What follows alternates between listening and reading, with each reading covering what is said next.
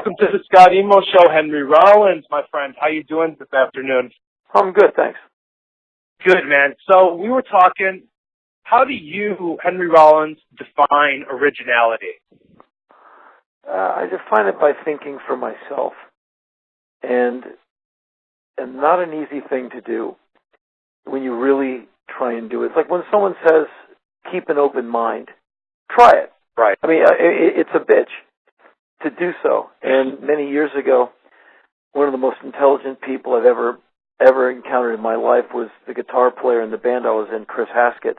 And Chris is this kind of crazy intelligent person from a family of scary intelligent people. They're all professors, multilingual.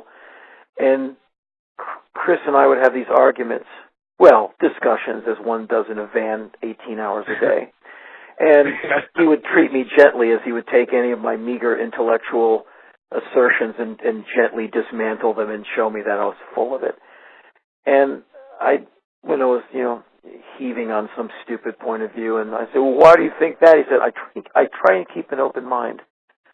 And that resonated with me. I said, well, let me try that. And I realized how freaking hard that is to do. It's a practice, right?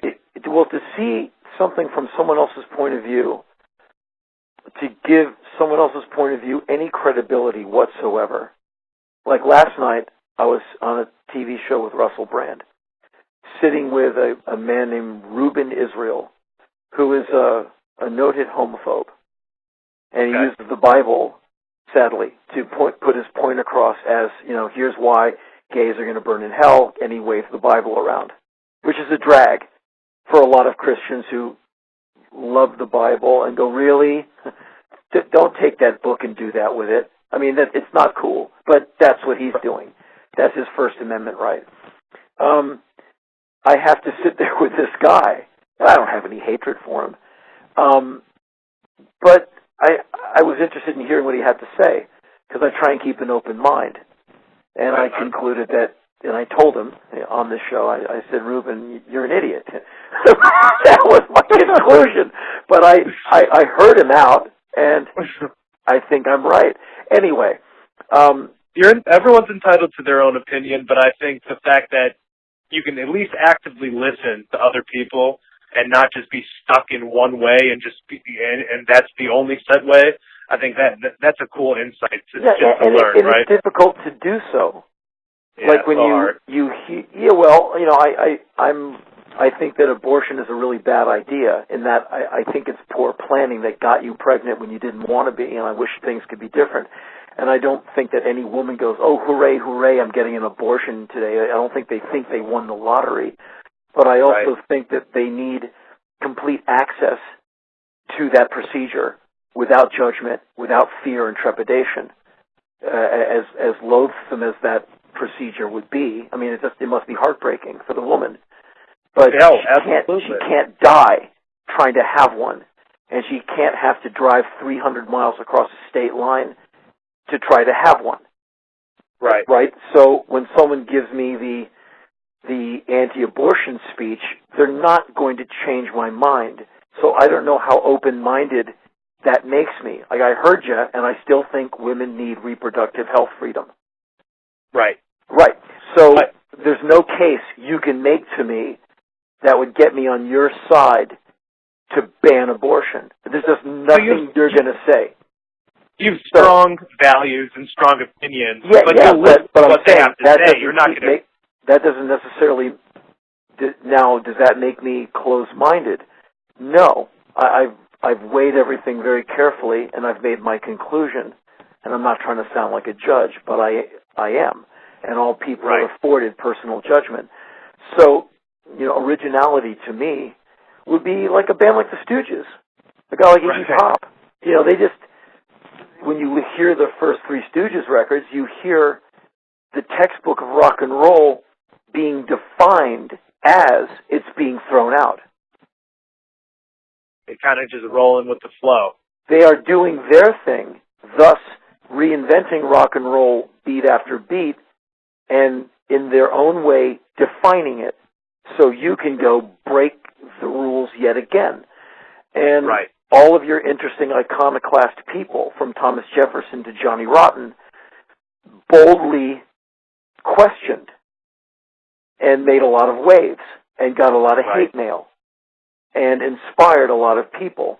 And, by just thinking and going, well, I don't agree with that, and I'm going to very publicly and artistically and graphically disagree.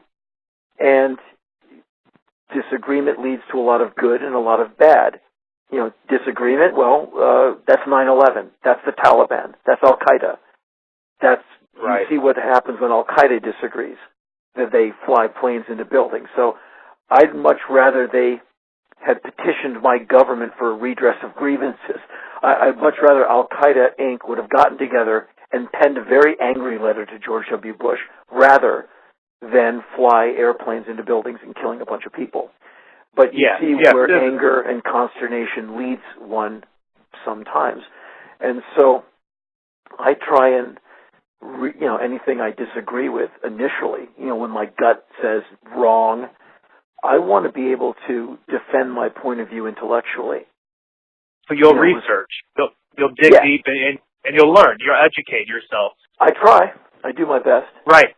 So you're a very deep philosophical thinker. I mean, you definitely think along the lines of somebody that has a lot of individuality. Has there been an event in your life that triggered those thoughts, or have you always been this kind of deep thought thinker and kind of leader and activist?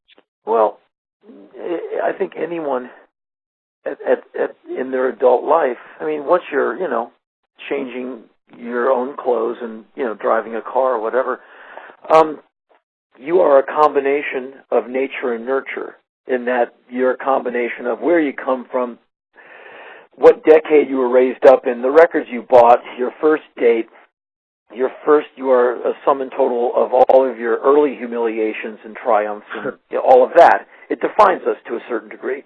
Where you go with all of that, well, that's what you're going to do at the top of the food chain, as Homo sapiens with a rational or irrational brain, right?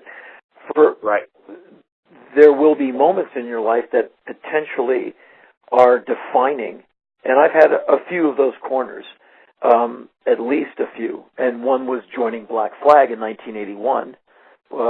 Certainly took me from my minimum wage job into the world of, international touring, broke, but we did it.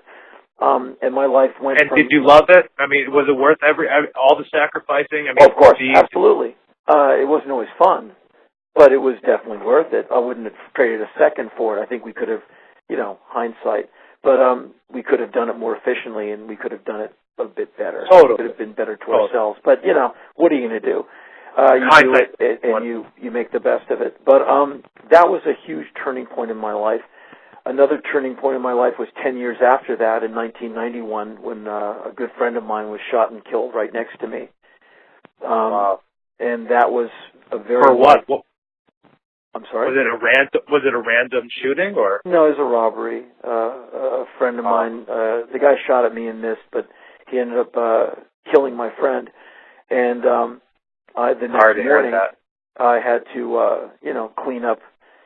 The guy was killed on my lawn, and so I had to clean up what remains of a person shot in the head. So there's a lot of, I had my hands full of this guy's brains. Wow. That you don't really walk off, and that leaves a mark. And so that definitely was one of those things that makes you have to really consider everything from life, death, money, government, law, justice, right, wrong, punishment, all the high shelf, big dollar items.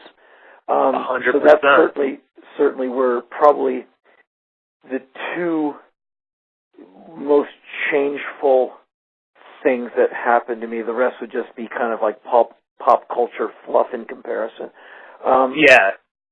But those two things were very impactful, and it led to a lot of thought and a lot of result in that. Those were both very politicizing things that led to a lot of writing, a lot of speaking, a lot of activity on my part. That's cool. So now that you're involved in a lot of social issues and you're public about your opinion, in your perspective, in your POV, what's the number one issue in our society? Equality. Because So it's the one thing that the Constitution fairly guarantees, but it's the one thing that's profoundly lacking in this country. Would be, you have freedom. I mean, you have a whole lot of freedom. You know, freedom to be in the Klan, freedom to say God hates fags. You know, you can say that. First Amendment guarantees your right to scream that from the rooftops. But you don't have equality. And, you know, people will tell you, America's broke. America's far from broke. America is fairly lousy with money. I mean, we're crawling with dough. The problem is only 8 people have it. And so you have an economy, say an economy is an engine, and the money is the oil. There's not enough money in the circulation, so the engine's seizing up. And so people are saying, the engine's hot, I can't touch it, I can't drive it, I can't work it. And people are just being told, suck it up, sweetheart, don't be such a pussy. That's really not the answer to that problem, because the problem's very real. And the answer isn't get tougher and get 3 more jobs. That's not the answer. It's just that's working harder, not smarter. And there's a middle ground that the rich would stay rich and everyone else gets to have 3 meals a day and they don't have to see their finger bones come through their fingers from working that much. And so you don't have equality in this country. You don't have racial equality. You don't have gender equality. You don't have, and so will you ever have it? Well, we start to approximate and get closer to equality as we go, in that I'm older than you, I'm sure. When I was born, there's no way a guy like Barack Obama could have been president of the United States. And so, as you see, in less than 100 years, like since I've been alive, 52 years, my America has changed. I mean, there's no way you could have had a black president in the 60s when I was a kid. No way. Not a guy as brilliant as Obama. This wouldn't have happened. Now, America's ready for that. The miscegenation laws, what was that, Loving versus Virginia, I forget what year that was, but a black person couldn't marry a white person. Are you kidding? I mean, women couldn't vote in this country until the 19th Amendment in 1920. 1920. I mean, women have been voting in this country for less than 100 years. Well, what are we, barbarians? I mean, that's insane when you think about it. And this is the country that brought you the internet. And women have been voting for less than 100 years. Which means we're still, in a lot of ways, dragging our knuckles on the ground. And a lot of parts of the world are looking at us going, when are you people going to stand up and join the human race? And so we have a lot of work to do. But that would be the one thing that bedevils America, is a profound lack of equality.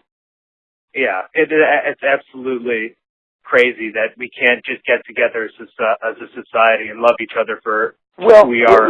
No one's seen the buck in it yet. There has to be, in all of this, there has to be a profit incentive, because that's the way it is. And what would be the profit incentive of crime? Well, if you're building prisons, then a lack of crime is your enemy. Right. And so how do you make sure there's more criminals? Well, don't teach people anything in school. That way, full prisons, full battlefields, a country that says yes to war, yes to too many bad meals, and yes to homophobia. Thanks, Henry. Okay, man. See ya.